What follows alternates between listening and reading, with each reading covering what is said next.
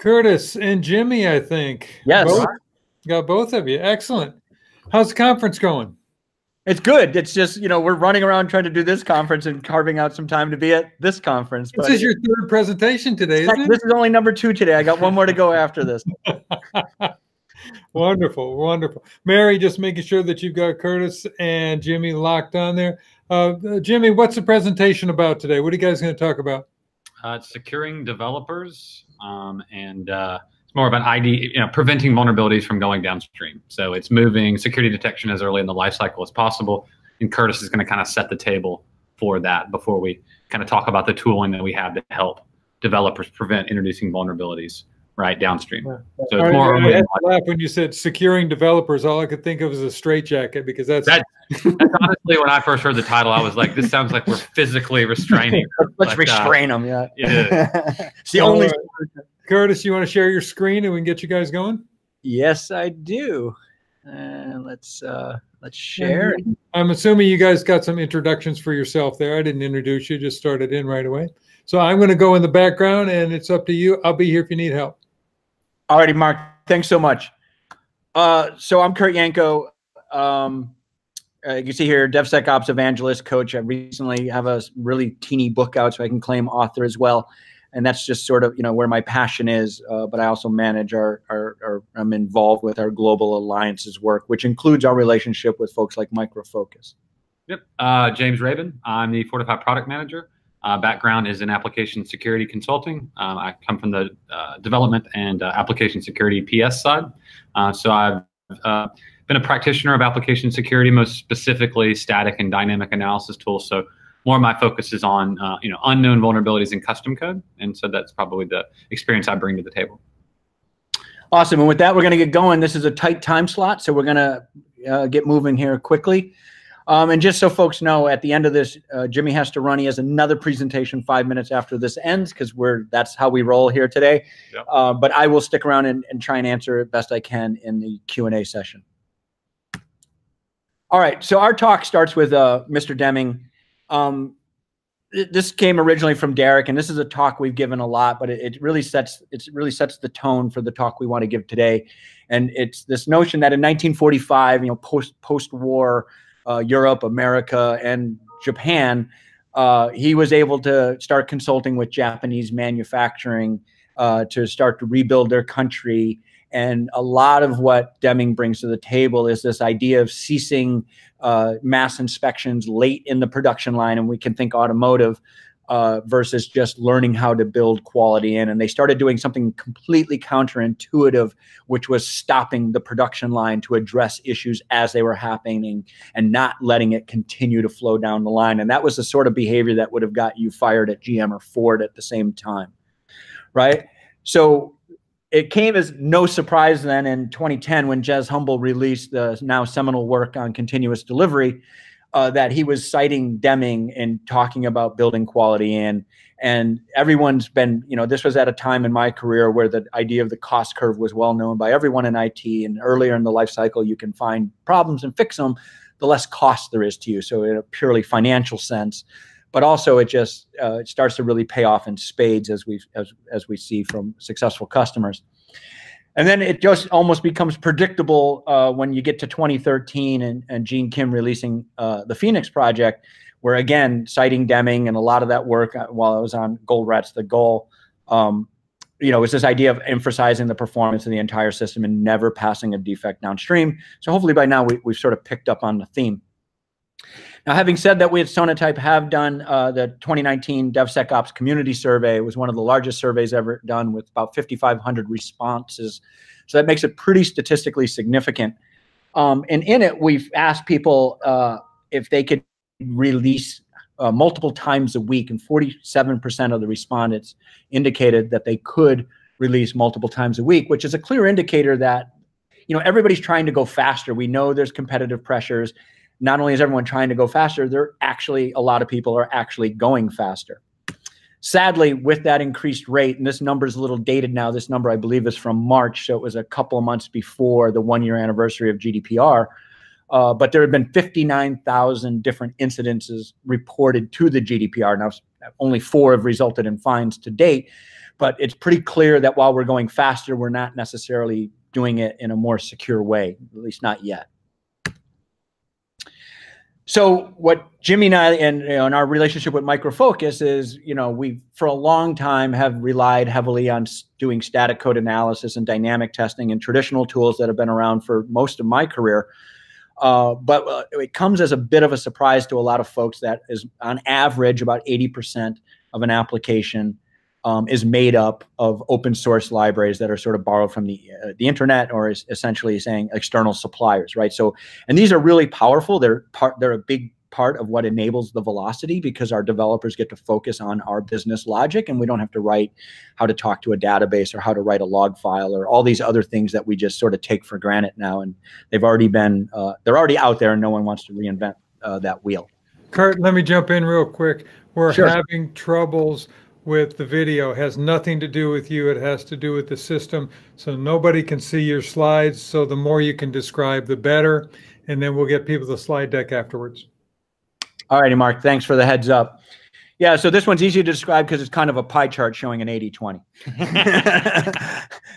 Going on is not going to be so, but so here we have a slide that's just showing the demand by ecosystems. NPM leads the way, followed by Java, NuGet, PyPy, Ruby.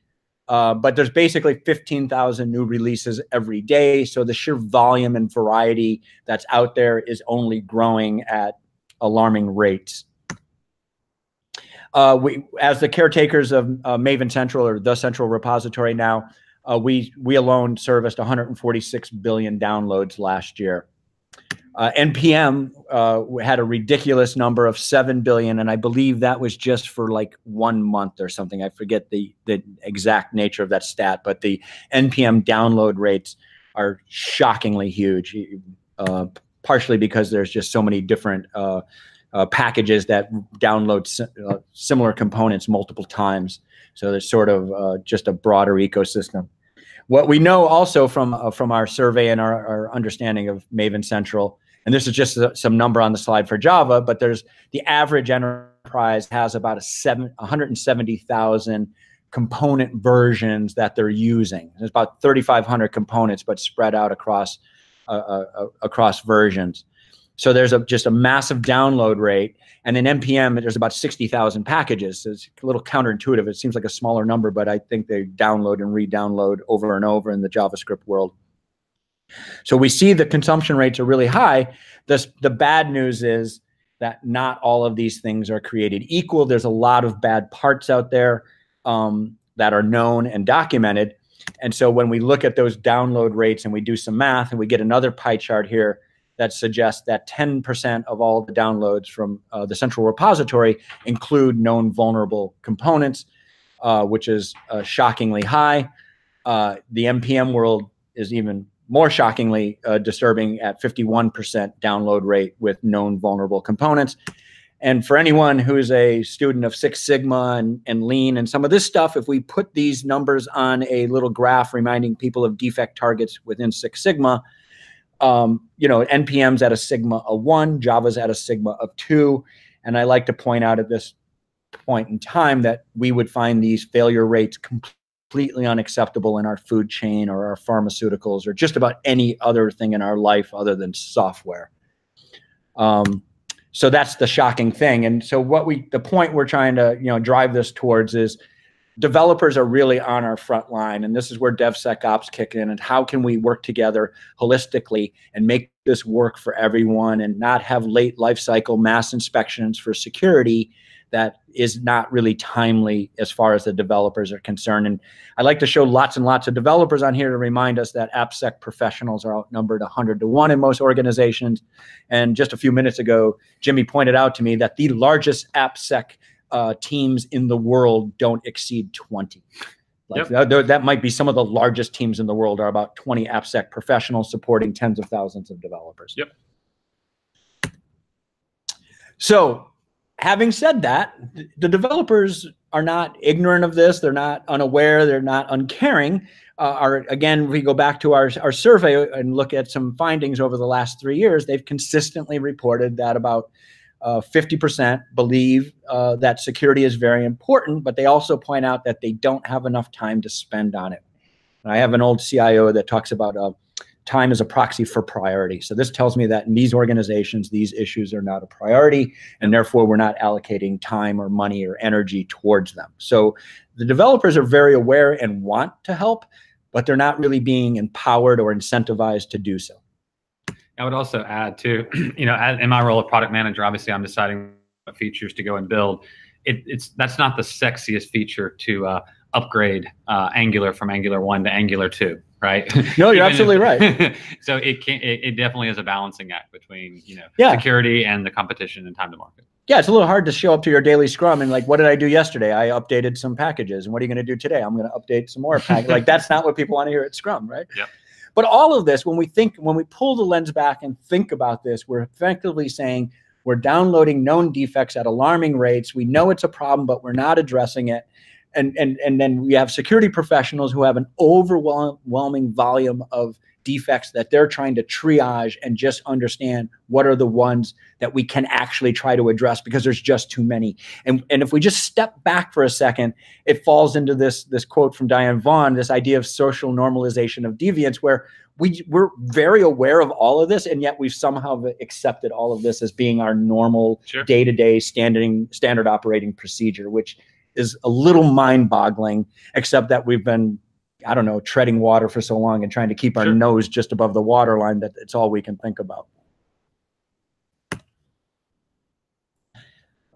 So in other shocking news, this one has two charts from 2014 and 2019. I don't know if we have any video working again, but in 2014, there was about a 14% increase, or no, 14% of our respondents had verified that they felt that they had been affected by a breach related to open source. And in 2019, that went up to 24%. So increasingly, they're either increasingly aware or it's increasingly happening, or both. But it's on the rise. It's certainly not on the decline.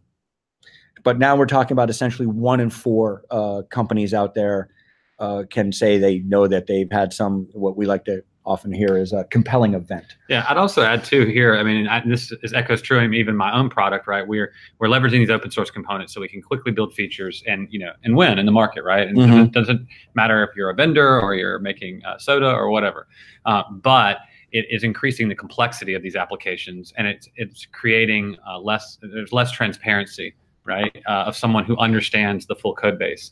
Right, you have hundreds of thousands of lines of code that you did not write. You may be instantiating a small amount of those, but you do not understand your application is not 25,000 lines. It's 650,000 lines. Yeah, fair enough. Right, it's definitely true. We have more apps and more interconnections and more overall complexity, and it's becoming just increasingly difficult to manage. Yeah, I saw a talk Netflix gave where they explained, and this guy was incredibly smart, and he said there is not a single person in Netflix that can explain how Netflix works.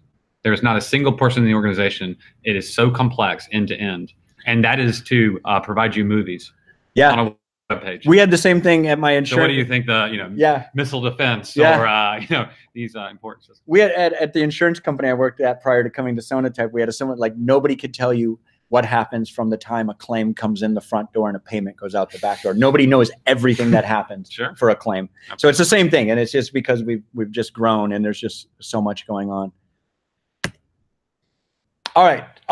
The other really disturbing trend with all of this, and that further really highlights the need to get this at the beginning of the process and empower developers, is that the amount of time that exploits come out has dropped dramatically. I've been involved in application development throughout this chart, which starts in 2006, where it was about 45 days. And the stat is, how long did it take a CVSS 9 or 10 to turn into basically an exploit you could buy on the dark web, right? So it was 45 days back in 2006. And I remember that, and I remember even we used to have a working thing of about a month in our head. We said you really got about 30 days, but if you fast forward to 2017, we had Equifax that happened in 2 or 3 days, depending on who you ask, and you also have a security guy for the NSA at Black Hat that same year gave a talk that says they routinely see attacks coming within the first 24 hours of exploits being announced, or vulnerabilities being announced, I should say. It would seem that black hat hackers have also adopted DevOps principles. I've often said that they're doing a better job at DevOps than we are because they're releasing more frequently. They probably have less quality constraints, though. Sure, right. QA is probably lacking. Yeah.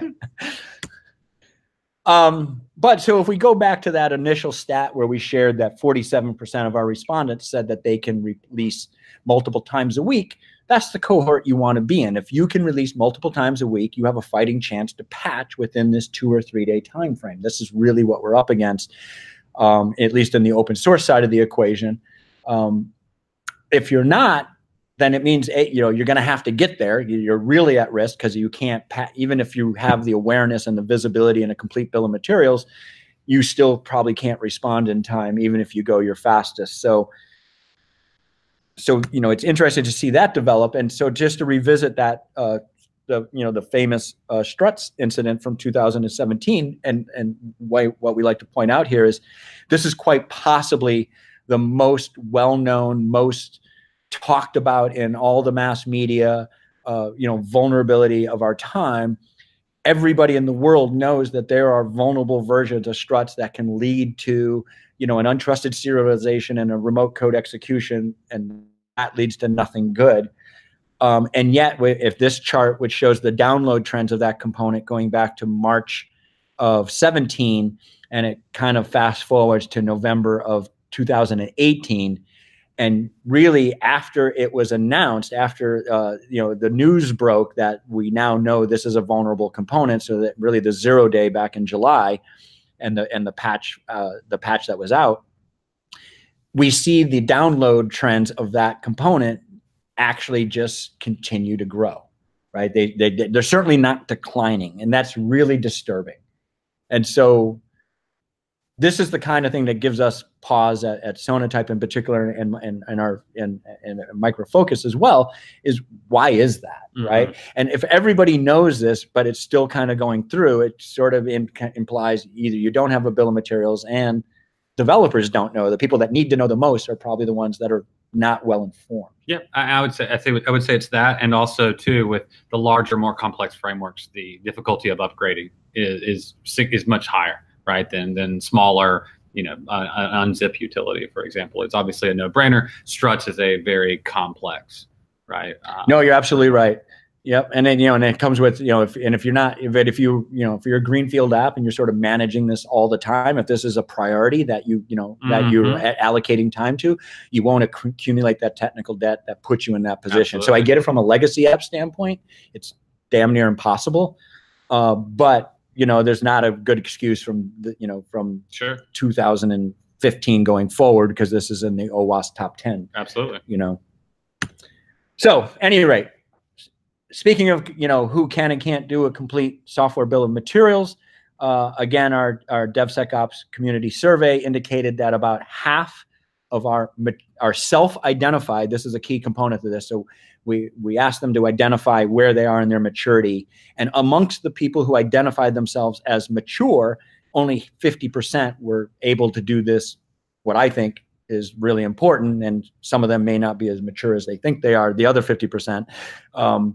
Whereas people with no DevOps practices, the number drops to 19. So we see where DevOps practices does start to elevate this awareness, but there's also room to improve even amongst groups that identify themselves as mature.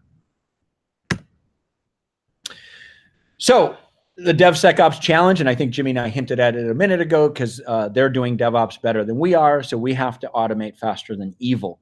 And this is where the only way this is going to work for us is we got to enlist the developers on the front lines to be thinking about this stuff during the construction phase, so that by the time that software leaves at the end of the sprint, I don't know if that's a week or 2 weeks, depends on your team, but ideally when it does leave the sprint, anything that was known and identifiable and easy to deal with has been dealt with. And maybe there's things that can't be dealt with, but at least they're understood, and we can start to think about mitigating controls through other security mechanisms, but at least we have the awareness and we've driven down as much as we can.